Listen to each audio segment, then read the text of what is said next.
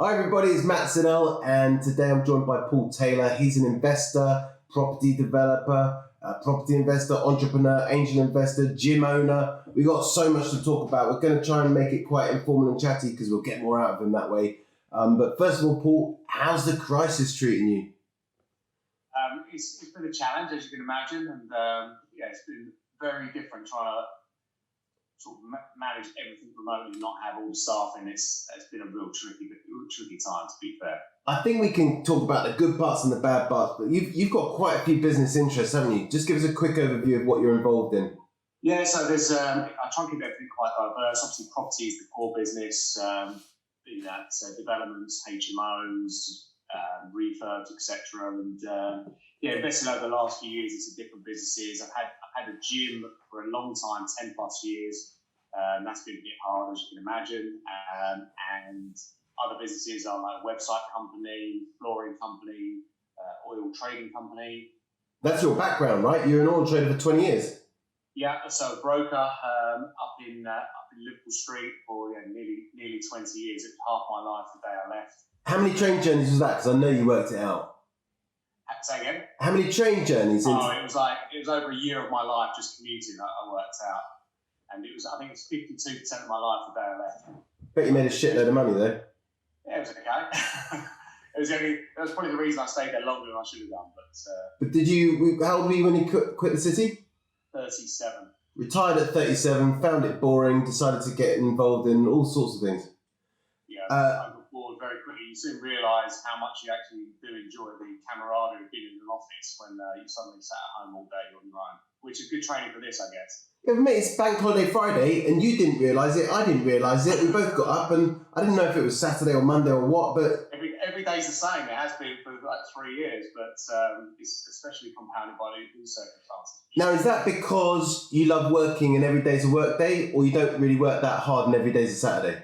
No, I think I work hard for sure, but if you enjoy what you do, then you don't work a day in your life, do you? And I resent the accusation there, Matt. But even as you're going through the list of the businesses you're involved in, I know you missed off the eco homes you're doing with Tom down in the West Country. That's pretty cool. Yeah, no, there's all different stuff going on, but I think if it didn't have the diversity, I would definitely get bored, and I'm definitely guilty of if I'm not doing loads and not under pressure, then I sort of feel like I'm lost. No, there's good stress and bad stress, isn't there? And you need a bit of good stress to actually get some productivity out of it. All right, let's talk about the diversity for a minute then, because presumably some of your businesses are up and some of them are down. What's up, what's down? So obviously properties are a very tricky one at the moment. We've had to close sites after the announcement first happened, so we closed them. Some are reopening now. The tricky part of that is, I wouldn't say they're down, but it's just keeping the momentum going without the ability to refinance is proving very tricky because we can't even get the valuers out. And when we've got JCT contracts in with fixed payment terms, it's very tricky. And as a business owner, you're always trying to manage cash flow, and I deem it a failure. If I've got quite a lot of cash in the account, I'm not deployed, and I feel like I've sort of failed. I'm always trying to get it back out, recycle it, and times like this, you need a cash pot. But the site shutting down isn't the end of the world, is it? Because it's a little bit more interest on the finance, but yeah, and when you got £500 a week scaffolds up, they're not going to let you off. So stuff like that adds up over time. But all the higher costs and stuff like props, etc., that can add up. And some sites we have still got running, but the cost of the material is ridiculous. Like a bag of multi-finish plaster, I think it's £6 on, it's about £30 a bag on eBay. Yeah, I heard. I should have stocked up.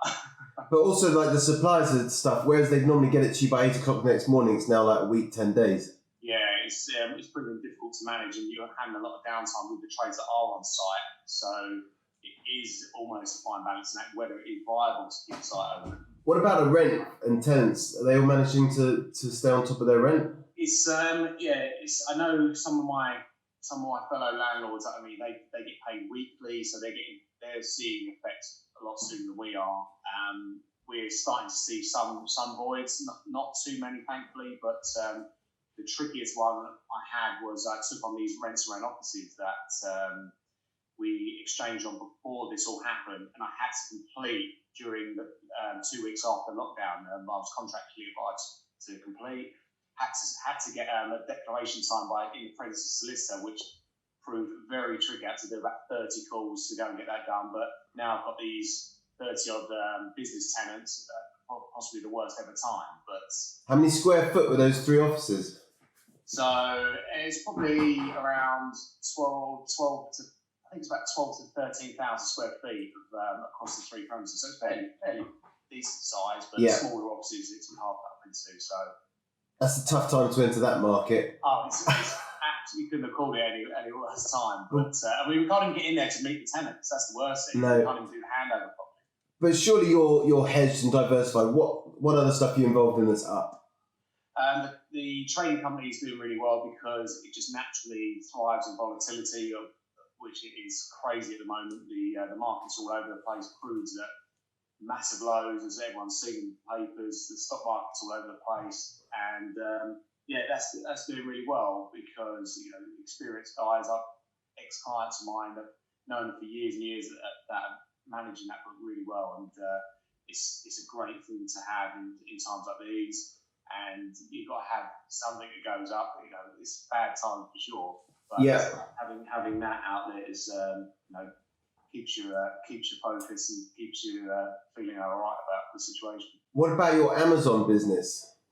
That was very tricky because I thought to myself, okay, right, try and pivot with the times. Everything's going to be shut down. Everyone's going to be shopping online. I thought this is a great time to start moving some stock, and obviously couldn't really get much more in, but had 11,000 square foot warehouse which took on in December.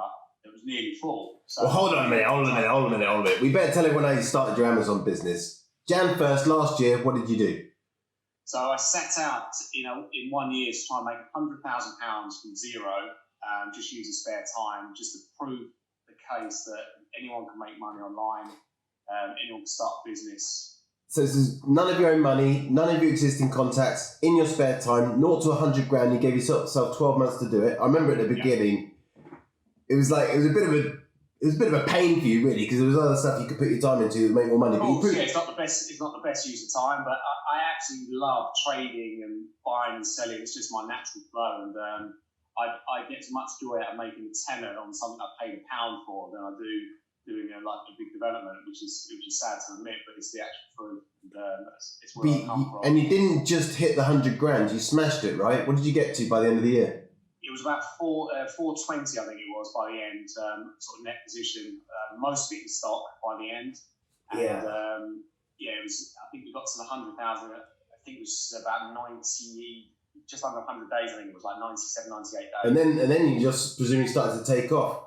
So then it got higher admin. We grew so quickly. We didn't have stock taking facilities in place. When you just grow naturally, trying to. I remember the pictures. You just got all these vans turning up with all sorts of stuff in there, and a bit of an Aladdin's cave. But it was very fun going in. I mean, to be fair, it's only a half mile from the house, so I've at least been able to wander around in the warehouse. I think I'd be going stir crazy, but no one else in there, so I just go in and work from there some days, so it's not too bad. But the amount of stuff in there is ridiculous. What was the first thing you flipped?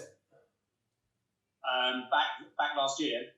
I picked up something for free on Facebook Marketplace, because obviously getting from 0 to 100 was the hardest bit. So you had to get stuff for free and then sell it. I think it was a heating part. I think I got that for free, so I got about £40, something like that, and then various different bits and pieces. But once you get to 1,000, you can start, buying stuff. It's a lot easier. Yeah, well, then you can get into property deals and all sorts. Did you include property deals? Yeah, I managed to buy a property deal, which was part vendor finance. We raised the money through the challenge, paid stamp duty, all the legals. That's a little HMO in Harlow in Essex. Well, you still got it? Sorry? You still got it? Still got it, yeah. Still in the business. You're a money-making machine, man. You're a money machine. Yeah, it was good to, I wanted to prove the point that, a lot of people say it's prohibitively expensive to invest in property, but to go from that 0 just to prove the point that you could get into one, it would help them with vendor finance on the deposit. So that helped for sure, but it was good to actually case study that. It's a great story, and I know it's on your YouTube channel, but also you spoke at QTV at one of my events in the middle of that, It was quite early on, wasn't it? And the other speaker was James Perkins, who owns Ano Park. And of course, your 40th birthday, about 5-6 weeks ago, we had to abort on that. It's postponed. No, absolutely devastated. Again, I set myself a challenge each year to have an amazing 40th and pay for it with £40. So I tried to trade up doing the same sort of thing. And I think I was at about 35k or something. Had the event all booked, all planned, 150 people coming, and then obviously this happened, and I've had to postpone it, which I was absolutely devastated about. Try not to look forward to stuff too much. But, we'll celebrate your 40th. It'll be better time for me as well. I'll be able to. I was going to fly in for it. I was supposed to be in France. Matt, I like it. I was coming, man. I was coming. It meant like I was going to be with my family at our place in France, and I was going to fly back, party with you, and then fly back to my family holiday. How's that for commitment? And then I didn't have to because obviously the crisis. Well, I think we got some footage of Ano Park, which is an amazing place, and we've got some footage of your QTV presentation as well. But that was right early on in the 0 to 100 challenge, which you obviously smashed. And now you've got a massive warehouse that's turning over all this stuff.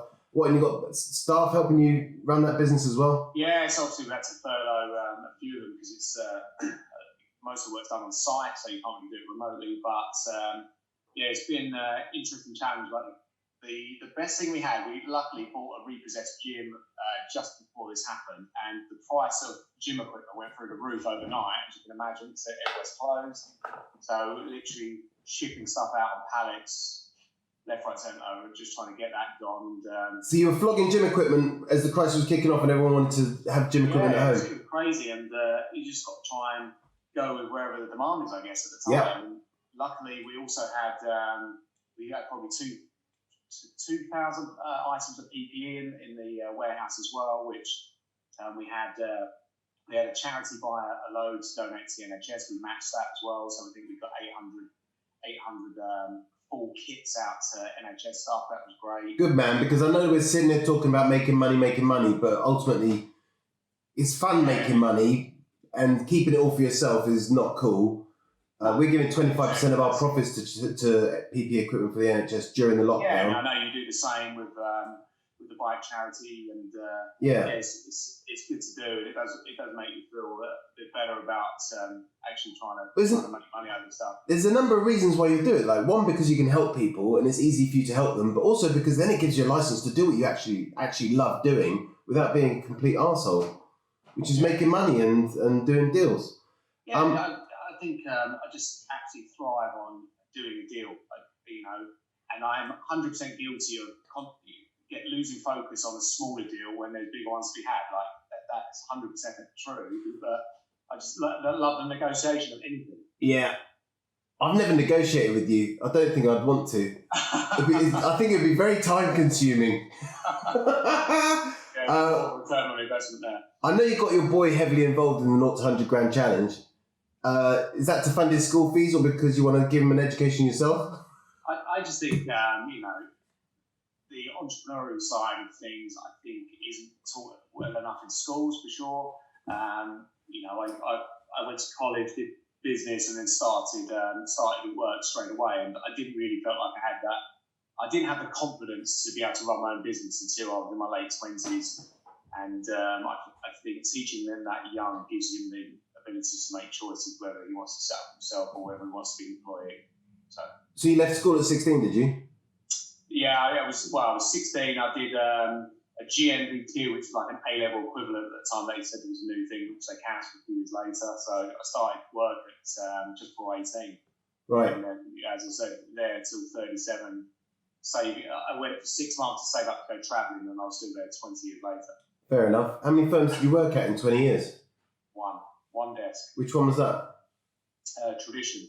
Right. They're quite leery places, aren't they, hey? Say again? I worked at Cantor Fitzgerald for a bit. I don't know if everyone realises what it's like, but it's pretty rough. It's hard, yeah. I mean, the turnover of staff, on that team, I think I've worked with just under 100 different people on a small team, and it shows you that the longevity of most people in that industry is about 3 to 4 years before they move on. Yeah, they're tough. I got promoted in my first 8 weeks because someone had a nervous breakdown. Next week, some guy's got a £5,000 phone in his desk, smashed it to pieces, walked out.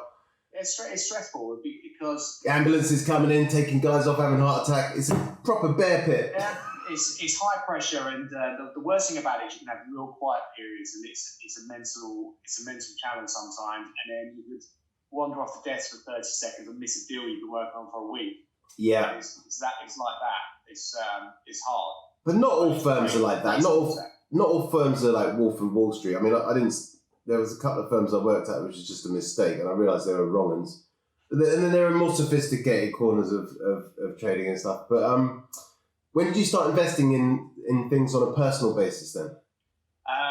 Well, I didn't have any money to invest because until I was about 27, I think I lived paycheck to paycheck, just doing the classic mistake that most people make when they're a bit younger. And it was around, 2007, something like that, when I really started focusing on trying to get myself out of the day job. It was 2012 when my son Jack was born that I realised that I had to change because I was working so many hours. I didn't really see him that much, and I set myself like a 5-year goal of just replacing my income through property. Yeah, I clocked it early on as well. There's just a lot of competition, a lot of people who are smarter than me, harder worker than me, seem to be able to survive off less sleep. Unfortunately, I tend to need a lot of sleep for some reason. I imagine you were only sleeping 6 hours a week or less for 20 years. Yeah, I was. A few bouts of insomnia over the years, from stress. But it's weird because everyone says to me now, like, do you not get stressed out by all the stuff going on? But I enjoy that. I enjoy that stress, and without it, I then feel stressed. No, but you're trained. You're trained in this. It's like the crap we went through with my wife's cancer for the last 2 years is making this virus look like a walk in the park. Yeah, and also perspective, I guess, doesn't it? It does put into perspective, and like a little bit of a crisis, you've got a choice. You can fight or flight, and I'd rather fight, to be honest. Yeah, 100%. When the markets crashed in mid-March, did you pile into any stocks? I did. I bought into banking stocks and I bought into oil stocks because obviously the oil price collapsed. Barclays was the main one I bought into at the time. It was around 80p, I think 82p. I think it's 106 today.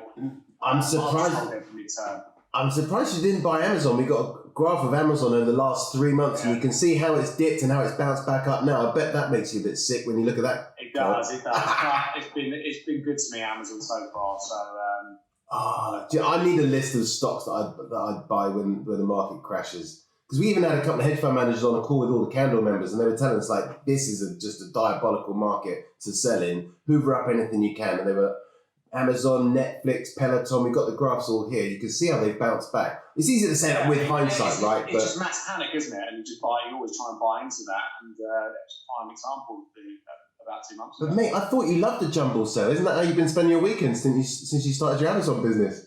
Absolutely love it. It's proper negotiation there. You think it's hard negotiating on property, you try and negotiate with a market trader. It's a lot harder, a lot more home skills there, more transactions to be negotiated on. Sure. Well, I think you're officially the biggest hustler in the club. Not the biggest hustler in the network, because James Perkins is blatantly like the king of all hustlers. Yeah. Can you remember what that question was at QTV? Someone asked him, what's your highest yielding investment? He said he bought something for $2,000 and sold it for 1.6 million. It was, I think it was like 1.2, 1.3 million. I mean, insane. I think it was £2,600 he paid for it. The auctioneer didn't realise what they had, and it must have been someone like a reasonable auction house. He was embarrassed to say who it was. But when you know your art and your antiques and your stocks and your shares and your property, like, yeah, it becomes easy, doesn't it, with the knowledge? Yeah. And I find that now, even with that, doing that challenge last year, I just know I've now got the skill set to. If I needed to, just pick up anything, I know what has sold well. I could just go and import more from China if I wanted to. Yeah. And it's just finding the time and trying to focus on where the biggest revenue streams are at the moment. I really want to focus on the business side of it now, going forward, because they've been stretched to the max. Some of the companies, like for instance, we set up this commercial flooring company, Limitless Flooring, middle of last year. And that's obviously had contracts coming in. The main guy running that, Oliver, has been phenomenal. He's built such a good pipeline of deals going forward, and they were starting to come in now. And obviously with the delays here, it's really hurt the cash flow, but we're trying to work around that, and we're starting to get some purchase orders in now. So it's just weathering the storm to make sure that the cash flow can be realised for sure. All right, so let's give some value to the listeners. What are the biggest lessons you've learned in the last 3 months? I'd say mindset is everything in times like this. If you're negative and worrying about everything, then nothing's going to get done. And I'm just trying to remain positive at all times, knowing that if something's going to go bad, you're going to get bad news in times like this. But it's just focusing on the positive news. And I could have sat there worrying. We had 6 sales going through before this happened. We had 3 pull out, 3 collapse, but we had 3 go through. 1 went through yesterday. Very thankful for that, and that stuff still, transactions can still happen. So mindset. And then, any more? It just reinforced the fact that diversity in the portfolio is everything as well. Because not having that, if I was all in property, I'd really be struggling right now because there's no way to pull money out. And I've had the ability to pull money out of other businesses to cash flow, the property side of it, and the other businesses that are struggling a bit at the moment. So not having that I'd be really up against it. And as we discussed before, the government stuff is all great, but trying to get access to it is proving very difficult. I managed to get 1 grant through for the gym business, because obviously that qualifies quite easy because that's been shut. But they're still taking the business rates out, and they shouldn't be. But can you get hold of the council to deal with it? No, you can't. Can you get the loans through? Can you speak to them? It's so difficult. And I really feel for the small business owners that are having to rely on that 100%. Yeah. It's tricky. Yeah. You must have put in like a ton of applications for bounce back loans and Siddell loans and business rates relief and grants. But it sounds like a huge job because I don't know how many businesses you're running or you're invested in, but give us a feel for it. Yeah, I mean, so Monday happened with the bounce back loans, and I started with 5 applications in, and I know we had 1 that land into the website company, which was great. That came in. To be fair, that came in from Barclays very quickly. It was done on Monday. It was in the bank by Wednesday morning. Not everyone had that success with Barclays, though. 100%. Yeah, they've really struggled. Santander, I did another 5 applications with it was 6 in total, and none have come through for Santander. Yes. In fact, I had the text Monday, did the application Monday, text Tuesday, so it'll be there within 24 hours, and we're here on Friday, still not. It'll come through though. I mean, I feel sorry for the people who really definitely urgently need it now. Yeah. I mean, the very start, it got so tight. Cash flow was very tight because it just weren't expecting it, and still paying staff out. The furlough money didn't come in for nearly 2 months. It was really tight. And of course, because you furlough the staff, but you still pay. I haven't had to furlough any staff. I'm fortunate, touch wood, and I hope I don't have to. But you're still paying the staff and the PAYE and everything. Exposure on that payroll for nearly 2 months. Well, it was 2 months. But I can imagine what it's like as well. You've got all these different businesses in the bank. I've been in that position with 5 or 6 different companies with their own bank account, and you're moving money around for that one. Bookkeeping's going to be a bloody nightmare, isn't it? Yeah, God. I don't envy. Laura, my PA, she'll be back full time the next couple of days. I don't envy the admin backlog she's going to have, but it's going to be tricky. It's just got to be done. You've got to roll your sleeves up and get stuck in. But you've got quite a big portfolio of various investments and the property stuff, and no wonder you didn't realise it was a bank holiday today.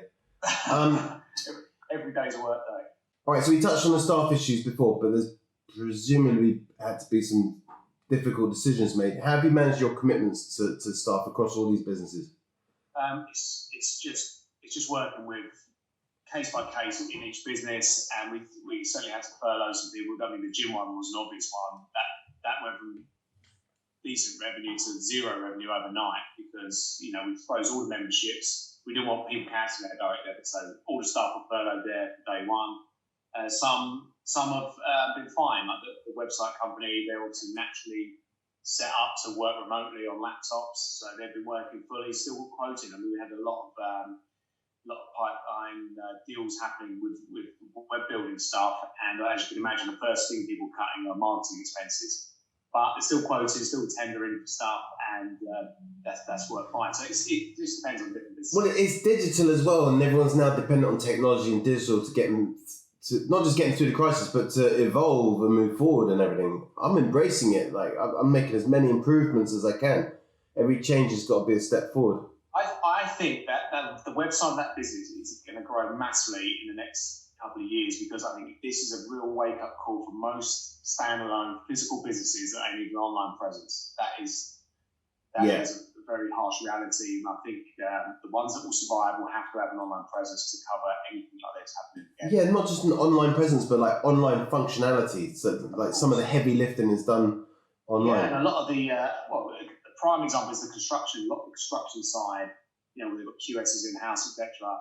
They just don't seem to be geared up for remote working, and I know some have had to close even because they've got no access to servers and things like that, and that will prove a real learning curve, and they'll have to change the way they work for sure. All right, I've got 2 more questions for you. Question number 1: when the lockdown ends, you're going to be buying property? I think I will. I think there'll be opportunities out there. I've got to get to the back end of some of these schemes. We're very close. Annoyingly, we're 2 weeks away from completion 1. I think I will. There will be definitely opportunities. There'll be some probably landlords that will be quite scared. I think there'll be opportunities at auction, especially now, because people are starting to have the cash flow. And as long as I can raise money as I normally do, then I think there'll be opportunities for sure. Yeah, I think the auctions might be mobbed as soon as they open after the lockdown. I know there's going to be deals to be had there, but I don't know if there's necessarily going to be value there. I've got 1 or 2 in mind where I know that you have to do the legwork, and most of the stuff I look at property is bought before it hits the room. Yeah, and it's normally the more people that they're more pressed on time. They can't take the risk of going to the room and not meeting the reserve. So sometimes you can do a deal before, and that's the sort of deal I'm talking about. But you're right, in the room, there's so much, especially before this happened. Like in the last year, I went to probably 15 auctions last year, and the guys were just going crazy.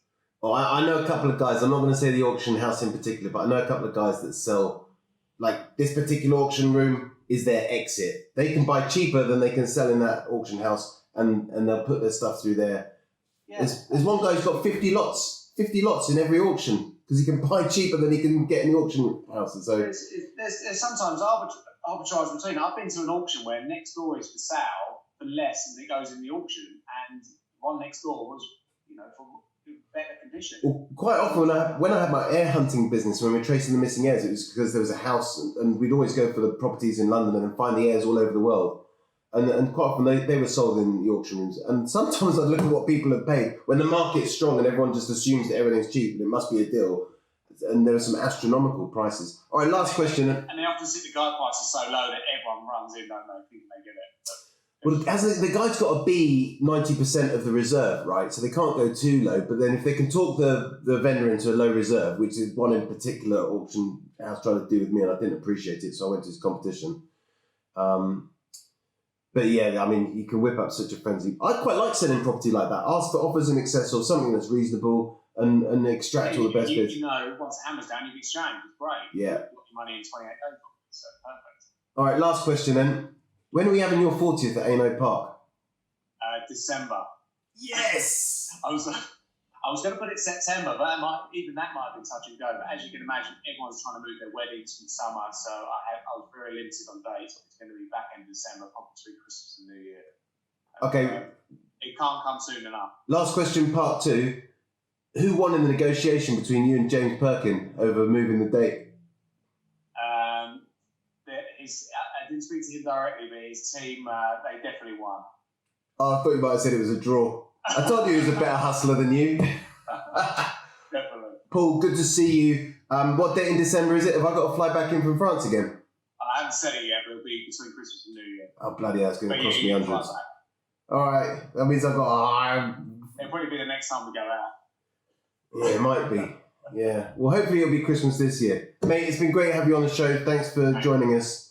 And enjoy the rest of your bank holiday weekend. Cheers, buddy. Take it easy.